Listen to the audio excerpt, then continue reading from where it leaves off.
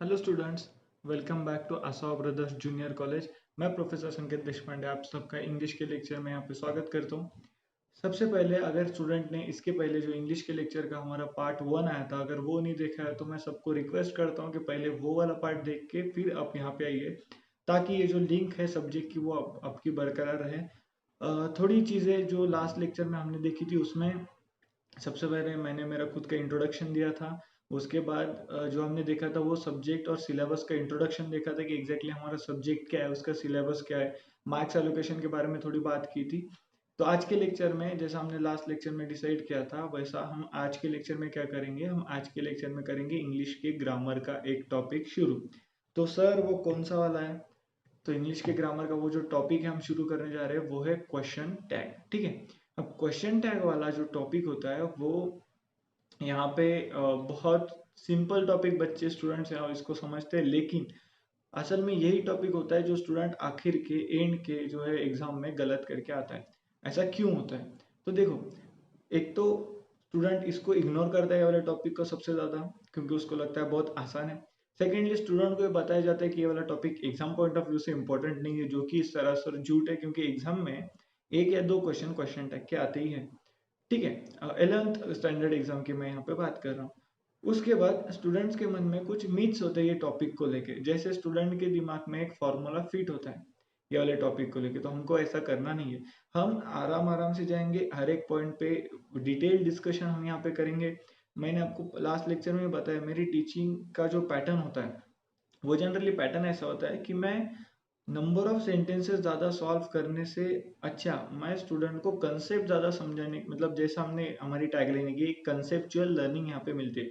तो स्टूडेंट को हर एक रूल को हम ब्रेक करके अच्छे से पढ़ाते हैं। स्टूडेंट को हर एक रूल पता होना चाहिए, वो रूल आया कहाँ से है वो स्टूडेंट को पता होना चाहिए। हर एक चीज़ स्टूडेंट को यहाँ पे पता होना चाहिए। ऐसा नहीं कि मैं क्वेश्चन टैग का 15 मिनट में यहाँ पे इंट्रोडक्शन दूँ और कल से हम यहाँ पे सेंटेंसेस सॉल्व करेंगे, फिर 50 सेंटेंस होने के बाद मैं बोलूंगा क्या हो गया, हम यहाँ पे क्वेश्चन टैग सॉल्व। लेकिन वो मेथड में प्रॉब्लम क्या होता है, जो फर्स्ट दिन का स्टूडेंट का डाउट होता है वो डाउट कैरी फॉरवर्ड होता है स्टूडेंट के आखिरी दिन के लेक्चर तक। तो फिर इसमें क्या होता है कि क्वेश्चन टैग का पूरा टॉपिक खत्म होने के बाद भी स्टूडेंट के दिल में बहुत सारे यहाँ पे डाउट बचते हैं। यहाँ पे हम ऐसा नहीं करेंगे। हर एक पॉइंट, हर एक जो है थ्योरी क्वेश्चन टैग से रिलेटेड हम उसका मीनिंग देखेंगे, हम उसका बैकग्राउंड देखेंगे। Obviously exam point of view भी हम बाद में इसका डिस्कस करेंगे, लेकिन कंसेप्ट पे हम यहाँ पे ज्यादा फोकस करेंगे ताकि सेंटेंस सॉल्विंग करते वक्त आपको यहाँ पे ज्यादा दिक्कत ना हो। अभी क्वेश्चन टैग सबसे पहले तो आता है, सर ये क्वेश्चन टैग जो नाम दिया है वो है क्या, एग्जैक्टली ये टॉपिक है क्या? तो ये टॉपिक में होता क्या है, ये टॉपिक में हमको एक स्टेटमेंट गिवन होगा या फिर एक सेंटेंस गिवन होगा। वो सेंटेंस को हमको क्वेश्चन के फॉर्म में ट्रांसफर करना है या फिर ट्रांसफॉर्म करना है। तो सबसे पहले हम इसको मीनिंग देखते हैं। देखो, क्वेश्चन टैग नाम क्या है उसका, क्वेश्चन टैग। तो टैग का मीनिंग क्या होता है, हर एक वर्ड के मीनिंग के अकॉर्डिंग ले जाएंगे। क्वेश्चन का मीनिंग क्या होता है, क्वेश्चन का मीनिंग क्वेश्चन होता है। और टैग का मीनिंग होता है फ्रेम। फ्रेम मतलब बनाना। तो क्वेश्चन टैग का मतलब क्या होता है, सेंटेंस को क्वेश्चन बनाना। तो हमको ये वाले इसमें करना क्या है, क्वेश्चन टैग में एक सेंटेंस होगा उसको हमको क्वेश्चन बनाना है। ठीक है। तो question tag means framing a question out of given sentence. एक सेंटेंस होगा उसको हमको क्या बनाना है, क्वेश्चन बनाना है। और वो क्वेश्चन बनाने के लिए कौन सी चीजें यहाँ पे जरूरी है, क्या क्या हमको लगेगा, वो हम सब बाद में देखेंगे। ठीक है। उसके साथ साथ क्वेश्चन टैग को क्या बोला जाता है, क्वेश्चन टैग का और एक नाम है उसको बोलते हैं क्वेश्चन टेल। सर ये तो हमने पहली बार सुना है। हाँ, क्योंकि जो इंग्लिश हमको एप्लीकेबल है उसमें कुछ टॉपिक यूके इंग्लिश के आते हैं जिसको हम इंग्लैंड की इंग्लिश बोलते हैं, और कुछ टॉपिक यूएस इंग्लिश के आते हैं। तो हमको जो क्वेश्चन टैग आया है वो यूके बेस्ड जो है वो इंग्लिश से आया है। और जो अमेरिका की इंग्लिश है उसमें इसको क्वेश्चन टेल बोलते हैं। सर क्वेश्चन टेल क्यों बोलते हैं उसमें भी थोड़ा देखेंगे, हालांकि हम यहाँ पे क्वेश्चन टैग ही बोलेंगे। टेल का मीनिंग क्या होता है, टेल का मीनिंग होता है पूछ। पूछ मतलब कहाँ पे आती है, एंड में आती है। तो यहाँ पे भी कुछ ऐसा ही रिलेशन है। क्या रिलेशन है, क्वेश्चन टैग मतलब हम वो सेंटेंस के एंड में जाके उसको क्वेश्चन बनाते हैं, ना कि सेंटेंस के बिगिनिंग में। समझ रहे हो? मतलब सेंटेंस होगा उसके एंड वाले पोर्शन में हम यहाँ पे कुछ चेंजेस करेंगे, तब जाके उसका एक क्वेश्चन बनेगा। हम स्टार्टिंग में कुछ चेंजेस करेंगे क्या, नहीं। मिड में कुछ चेंजेस करेंगे क्या, नहीं। हम एंड में वहां पे चेंजेस करते हैं, इसकी वजह से उसको बोलते हैं क्वेश्चन टेल। उसको एक grammatical, it is a grammatical structure in which a declarative और इंपरेटिव स्टेटमेंट, देखो सेंटेंस कौन सा भी हो, ठीक है, सेंटेंस कौन सा भी हो, सेंटेंस का टाइप कौन सा भी हो, हर एक टाइप ऑफ सेंटेंस का हम यहाँ पे क्वेश्चन टैग कर सकते हैं। बहुत सारे जन मुझे बोलेंगे लेकिन सर कुछ सेंटेंस होते हैं जिसका नहीं कर सकते, वो गलत है। हर एक सेंटेंस का यहाँ पे हम क्वेश्चन टैग कर सकते हैं। आगे मैं आपको उसका जब टाइप ऑफ सेंटेंस में जाएंगे तब उसका एक डिटेल में डिस्कशन हम करेंगे, ठीक है। The statement is turned into a question by addition of interrogative fragment, that is the tag। Sir मतलब क्या है, देखो एक सेंटेंस होगा, वो सेंटेंस के एंड में हम कुछ वर्ड्स ऐड करेंगे उसमें। देखो सेंटेंस से डिलीट कुछ करना है कि हमको नहीं करना है, तो दिमाग से ये हटा दो कि हमको सेंटेंस को डिलीट करना है। सेंटेंस में से एक वर्ड भी यहाँ पे डिलीट नहीं होना चाहिए, तो हमको सेंटेंस तो एज इट इज लिखना है, प्लस उसके साथ साथ हम जो कुछ लिखेंगे, सर जो कुछ का मीनिंग, उसके साथ साथ जो वर्ड्स हम ऐड करेंगे उसको क्वेश्चन बनाने के लिए, वो सब वर्ड्स को इकट्ठा करके क्या बोला जाता है, उसको बोलते हैं टैग, इसलिए उसको बोलते हैं क्वेश्चन टैग, ठीक है। उसके बाद सर ये क्वेश्चन होता है क्या, क्वेश्चन होता है क्या मतलब what is your name, how are you, ये वो टाइप का क्वेश्चन है क्या, नहीं, ये वो टाइप का इंट्रोगेटिव वाला क्वेश्चन नहीं है, इसको क्वेश्चन टैग बोलते हैं। सर इसमें और उसमें फर्क क्या है, देखो अगर मैं यहाँ पे बोलूँ व्हाट इज योर नेम या फिर हाउ आर यू, तो वो एक अलग इंट्रोगेटिव टाइप वाला सेंटेंस या फिर क्वेश्चन वहां पे बनेगा। ये वाला क्वेश्चन क्या होता है, ये वाला क्वेश्चन का जनरली मीनिंग क्या होता है कि कोई एक ऐसा सेंटेंस जो हमसे आंसर एक्सपेक्ट कर रहा है, बराबर है। जैसे मैं आपको पूछूं व्हाट इज योर नेम, तो मैं क्या एक्सपेक्ट करूंगा कि आप मुझे आंसर दोगे sir my name is dash. यहाँ पे वैसा नहीं होता। कैसे नहीं होता यहाँ पे, यहाँ पे जो सामने वाला जो है क्वेश्चन पूछने वाला जो होता है इंसान, वो क्वेश्चन पूछने वाला इंसान हमसे आंसर की उम्मीद नहीं रखता है। सर फिर ये क्या बात हुई, देखो ये वाला क्वेश्चन बनाते इसलिए ताकि हम हमारे दिल में जो मीनिंग है वो सेंटेंस का, वो मीनिंग हम यहाँ पे क्लैरिफाई कर सके। मतलब जैसे मुझे कुछ इन्फॉर्मेशन यहाँ पे पता है, ठीक है, मुझे कुछ यहाँ पे इन्फॉर्मेशन पता है, तो मैं क्या करूंगा, जो मुझे इन्फॉर्मेशन पता है वो मैं पहले बोल दूंगा और आखिर में आपको पूछूंगा बराबर है ना। अब मैंने क्या बोला, बराबर है ना, मतलब मैं यहाँ पे पूछ रहा हूँ, मतलब इसका आंसर क्या होगा, हाँ में जवाब होगा या फिर ना में जवाब होगा, मतलब ये एस नो टाइप क्वेश्चन होगा। तो मैं क्या करूंगा, मैं बोलूंगा इंडिया ने 2011 का वर्ल्ड कप जीता था, जीता था ना। तो एंड में जो आता है जीता था ना, तो ये वाला एक कंफर्मेशन वाले वर्ड्स होते हैं, मतलब मैंने कुछ बोला, कुछ इंफॉर्मेशन प्रोवाइड की, प्लस उसके बाद मैंने कुछ वर्ड्स ऐड किए, जीता था ना, मतलब मैं सामने वाले को पूछ रहा हूँ कि मैंने जो बोला वो बराबर है कि नहीं। तो ये जो क्वेश्चन टैग होता है वो जनरली एक ऐसा सेंटेंस होता है जो सेंटेंस क्या करता है, वो जो सेंटेंस सामने वाले को पूछता है कि मुझे जो इन्फॉर्मेशन है वो इन्फॉर्मेशन यहाँ पे बराबर है या नहीं है, ठीक है। अब आगे हम पढ़ेंगे फॉर्मूला। सर इसमें फॉर्मूला भी होता है कि हाँ, मेनली मैं जो कुछ यहाँ पे टॉपिक पढ़ाता हूँ ना, वो टॉपिक को मैं एक फॉर्मेट के तहत या फिर एक फॉर्मूला के अंडर कवर कर देता हूँ। इससे क्या होता है कि एट द एंड जो स्टूडेंट रिवाइज करता है उसको कुछ टॉपिक के सिर्फ फॉर्मूला लर्न करने पड़ते हैं और कुछ टॉपिक का सिर्फ फॉर्मेट देखना पड़ता है। ये अगर दो चीजें स्टूडेंट ने की, कौन सी, एक तो फॉर्मूला और दूसरा होता है फॉर्मेट, ये अगर दो चीजें स्टूडेंट ने की तो स्टूडेंट का वो वाला टॉपिक बहुत अच्छे से बहुत जल्दी रिवीजन के साथ हो जाता है, ठीक है। तो अब देखते हैं यहाँ पे, ठीक है, एक मिनट, हाँ यहाँ पे अभी देखते हैं सर ये आंसर के फॉर्मेट मतलब एग्जैक्टली है क्या। देखो ये वाले शीट में आपको एग्जैक्टली क्लियर हो जाएगा कि ये वाला जो क्वेश्चन टैग का टॉपिक है वो एग्जैक्ट है क्या। देखो एक स्टेटमेंट दिया वाला होगा, सर स्टेटमेंट मतलब एक सेंटेंस होगा जो कुछ हमको इंफॉर्मेशन देगा, ठीक है, एक सेंटेंस होगा। तो हमको क्या करना है, वो सेंटेंस को एज इट इज लिखना है। सबसे पहले सर क्वेश्चन क्या आएगा, चलो आंसर का तो फॉर्मेट हम डिस्कस करेंगे, क्वेश्चन कैसा आएगा। क्वेश्चन में एक सेंटेंस देंगे वो हमको, ठीक है, कौन सा भी एक सेंटेंस देंगे, ब्रैकेट में बोलेंगे ऐड अ क्वेश्चन टैग, मतलब समझे आपको, क्या करेंगे, वो एक सेंटेंस देंगे साथ में ब्रैकेट में बोलेंगे ऐड अ क्वेश्चन टैग, मतलब इसमें कुछ चेंजेस करके उसको क्या बनाओ, क्वेश्चन बनाओ।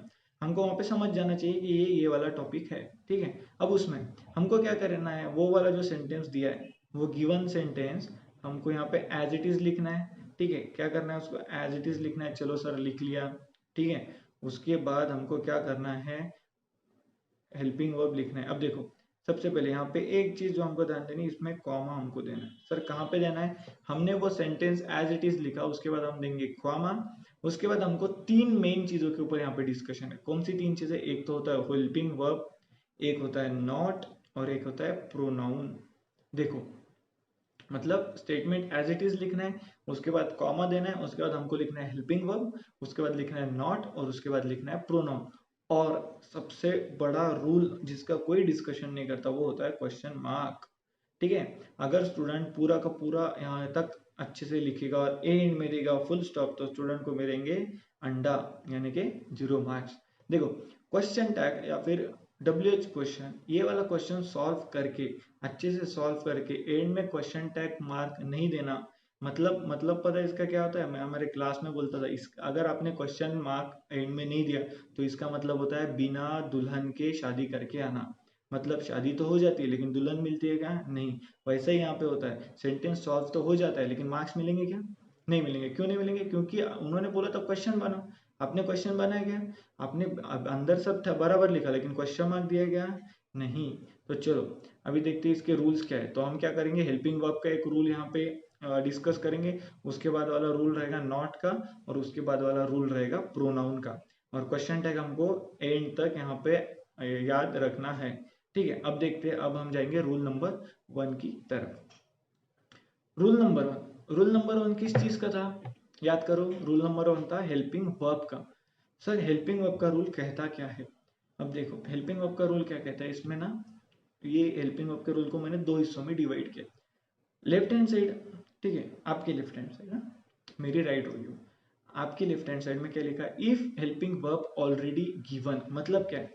मतलब जो सेंटेंस हमको देंगे ना, वो क्वेश्चन वाला, वो वाले सेंटेंस में अगर उन्होंने हेल्पिंग वर्ब जो है वो ऑलरेडी दिया वाला है, मतलब वो वाले सेंटेंस में हेल्पिंग वर्ब है। जैसे अगर मैं आपको पूछूं हाउ आर यू, इसमें कौन सा वाला हेल्पिंग वर्ब है? आर।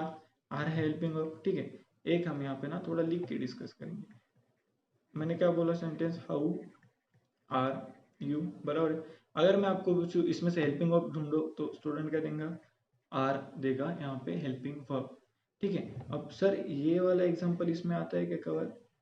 हाँ आता है। ये सर ये ऑलरेडी क्वेश्चन है। हाँ फिर ये नहीं आता। मतलब यहाँ पे बोलने का पॉइंट क्या है, जो ऑलरेडी क्वेश्चन है ना, उसको फिर से क्वेश्चन टैग बना के कुछ मतलब है करे।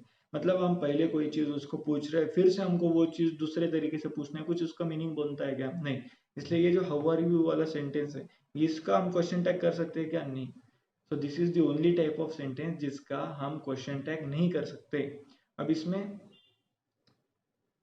एक और यहाँ पे एग्जांपल हम लेंगे। ठीक है, एग्जांपल हम छोटा सा एक आधा एग्जांपल बोलो। He is fine. ठीक है, ही इज फाइन, ये वाला हो गया हमारा एक छोटा सा एग्जांपल। इसमें हेल्पिंग वर्ब बोलो कौन सा है? इज है। इज है हेल्पिंग वर्ब, ठीक है। एचवी का मतलब क्या होता है? Helping verb. तो इज यहाँ पे हमारा हेल्पिंग वर्ब। अब देखो इसमें हेल्पिंग वर्ब दिया वाला सेंटेंस में, तो ये वाला सेंटेंस जाएगा ये कैटेगरी में, ठीक है। और अगर किसी सेंटेंस में हेल्पिंग वर्ब नहीं हुआ तो वो वाला जाएगा सेकंड वाली कैटेगरी में। अब दोनों का भी डिस्कशन करेंगे। पहली चीज, अगर सेंटेंस में उन्होंने हेल्पिंग वर्ब नहीं दिया है तो, अगर नहीं दिया तो हम क्या करेंगे? हम हेल्पिंग वर्ब, सॉरी पहले हम क्या डिस्कस करेंगे? हेल्पिंग वर्ब दिया है तो। हेल्पिंग वर्ब दिया है, कुछ ज्यादा दिमाग लगाना है क्या? नहीं। मैंने इसलिए बोला ज्यादा दिमाग यहाँ पे नहीं लगाना, सिर्फ यहाँ पे ध्यान देना है। हेल्पिंग वर्ब दिया है, दिया है, उधर से उठाओ, एज इट इज लिखो फिर से। मतलब ही इज फाइन हो गया, ही इज फाइन को क्या करेंगे हम? ही इज फाइन के बाद हम देंगे यहाँ पे कॉमा। हेल्पिंग वर्ब है क्या? है कौन सा? इज। फिर से उठा के लिखेंगे हम यहाँ पे इज। सर दो दो इज लिखेंगे? हाँ दो दो इज लिखेंगे, क्योंकि कॉमा दिया है ना। तो ये आगे का जो पोर्शन लिखेंगे वो उसको बोलते हैं टैग। तो हम यहाँ पे बना रहे हैं टैग।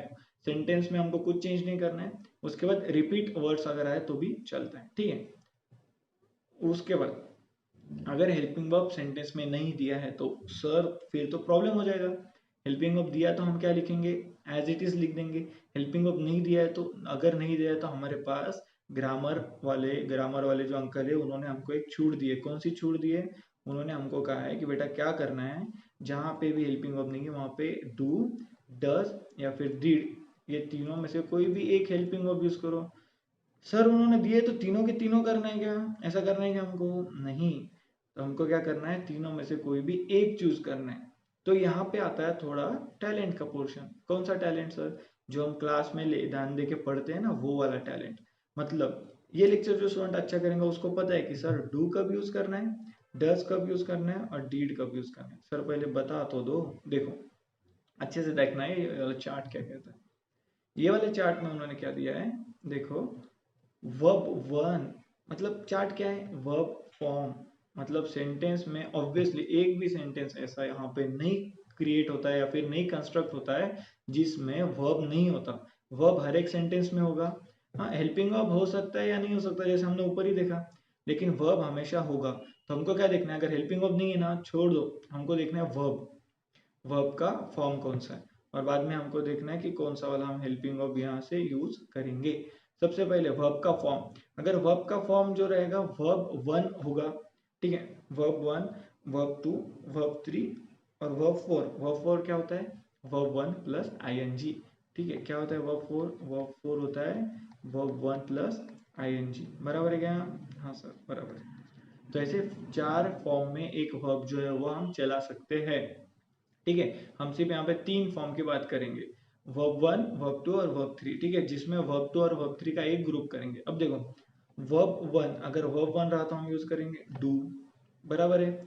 अगर वर्ब वन को एस एस लगाए, एस एस एक प्रत्यय होता है, प्रत्यय मतलब एस एस एक ऐसे वर्ड्स होते हैं जिसमें अगर हमारा जो सब्जेक्ट होता है ना, सब्जेक्ट, वो सब्जेक्ट अगर सिंगुलर होगा, सब्जेक्ट अगर क्या होगा, सिंगुलर होगा, तो हम क्या करते हैं, वर्ब के फर्स्ट फॉर्म को एस एस लगाते हैं। देखो कभी भी वर्ब को आईएनजी और एस एस जब भी हमको लगाना है, या फिर वर्ब को कोई भी एक्स्ट्रा वर्ड्स हमको ऐड करने, तो हमको ये ध्यान में रखना पड़ेगा वो वर्ब का हमेशा फर्स्ट फॉर्म ही होना चाहिए। ठीक है, अब यहाँ पे हमने क्या किया, वर्ब वन अगर रहा तो हमने क्या लिया, डू लिया।